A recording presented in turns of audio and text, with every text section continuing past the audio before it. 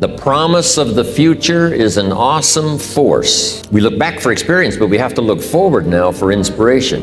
And what gives us inspiration to get up in the morning and do our job, learn skills, develop all that we can possibly be, is the promise of the future. And it can be so powerful that it can overwhelm any adversary you might have, any difficulties you might have. Here's a key phrase: reasons make the difference in your appetite and zest for taking on the challenge, doing the job, becoming successful. You can overcome the most unbelievable challenges if you have enough reasons. There's an ancient phrase, here's what it says: if you try to save your life, you will lose it. But if you will lose your life, meaning if you will invest your life, that's the best way to save it and to multiply it many times over. So here's the phrase: investing life into life has the potential of creating miracles.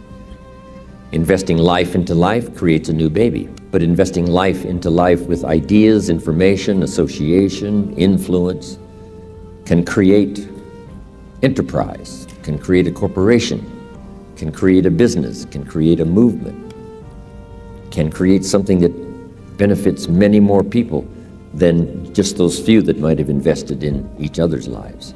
So make this note now: you never know who's in the audience.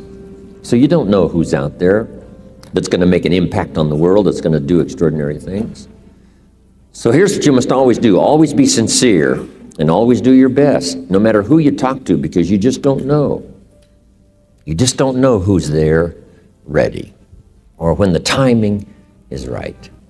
So jot this down: it takes more than one voice to help us to see, help us to think, help us to make decisions, help us to evaluate. It takes a variety of personalities, messages, points of view, the weight of experience. If it comes from several sources, it can be just incredibly valuable when you sum total it. Okay, let's talk about setting goals. When I first met Earl Schoaf, not long after we had met each other, he asked me, "Mr. Rohn, maybe here's one of the best ways I can help you." He said, "Let me see your current list of goals and let's go over them and talk about them." He said, "I've got the experience." And he said, "Let's do it."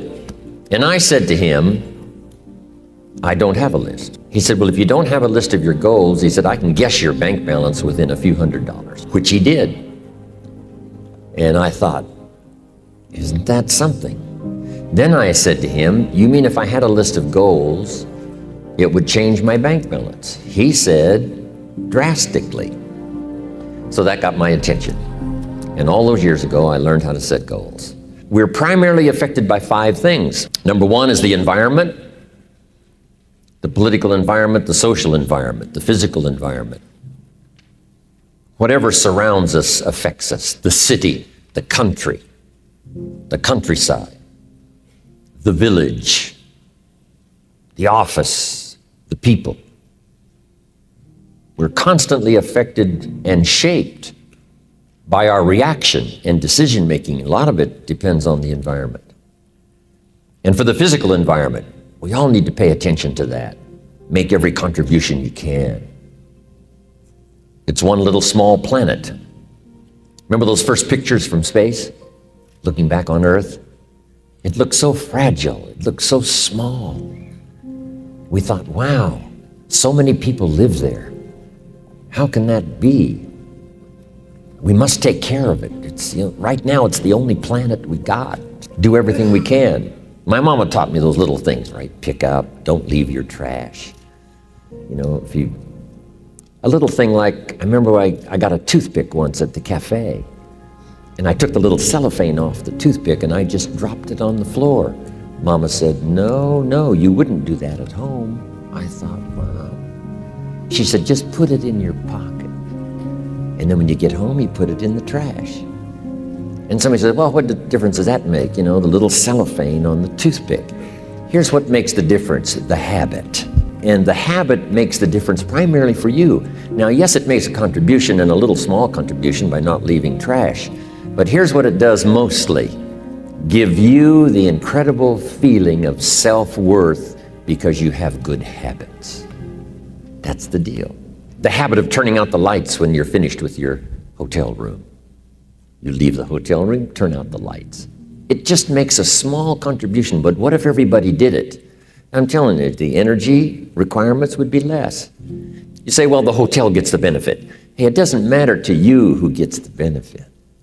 Guess what's the greatest benefit? Being a person of unique habits. Habits that not only make you perform as far as skills are concerned, but habits that make you feel good about yourself. If it's so easy to do, why not do all the easy things that make a contribution? And who knows what the total contribution could be if we all did it. But even if everybody doesn't, if you do it, and if I do it, it just makes us better human beings. It makes us feel better about ourselves. And if I know you do it, it makes me feel better about you. And if you know I do it, I think it makes you feel better about me. Here's two excellent questions to jot down. And this is for mature people now, because these are kind of tough questions, especially one. Here's the first question. What's got you turned on? That's a good list to make. Here's what's got me turned on. Here's what's got me up early, staying up late, maximizing my abilities all day long. Here's the list of what's got me turned on. Now here's the next question. What's got you turned off? How come you don't have the zest and the vitality and the appetite for daily accomplishment? I started making a list of the things that had me turned off. And once I got that settled, and then started making a list of what had me turned on and what would turn me on in the future, I'm telling you, my life has never been the same. It was like a revolution, a personal revolution, a 180-degree turn. Wow. I can't say it strong enough. It's easy to get lazy in designing the day and designing the year and designing the future and designing what you want to accomplish and just cross your fingers and hope it'll all work out, that the favorable winds will blow it all your way. I'm telling you, it's not going to happen. Now, here's the next exercise. This will take now just a little bit of time. And the question is why? Why are those 4 goals important to you? So make these notes now. When the why gets stronger, the how gets easier. When the why gets big, powerful, strong, how seems to be so much easier. Without a strong enough why, the how seems to be too difficult almost to accomplish. Say, how do you manage your time? Hey, if you had strong and powerful enough goals, you'd figure out how to manage your time. You'd get a book on the subject. You'd do something to manage your time if it was worth it. If it's not worth it, why would you bother studying the art of managing your time if it really doesn't matter?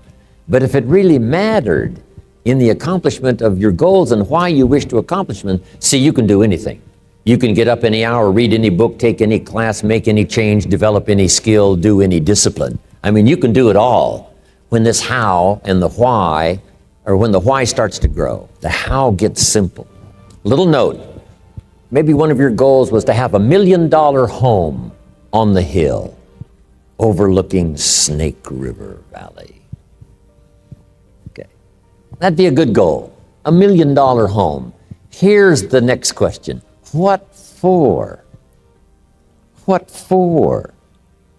I mean, a house is a house is a house with bricks and wood and walls and roof. The key, yes, $1 million home, that'd be wonderful, but what for? So now jot this down. Purpose is stronger than object. The object would be the house, and that'll pull. That's a worthy goal to go for, the object of the house. But here's a stronger goal, the purpose for the $1 million home. You say, well, it'll be the centerpiece of all the family's activity with all kinds of unique people coming and going and the influence and things will be happening in this place. See, now we're getting somewhere. So if you got that line, it's one of my best for the whole day. Purpose is stronger than object. It's okay to have plenty of objects to go for on your goal list. But always keep asking yourself the question, and sometimes it's good to just write it out. Here's why I want this money. Here's why I want this place. Here's why. And you start developing those reasons. And I'm telling you now, this starts to become incredibly powerful.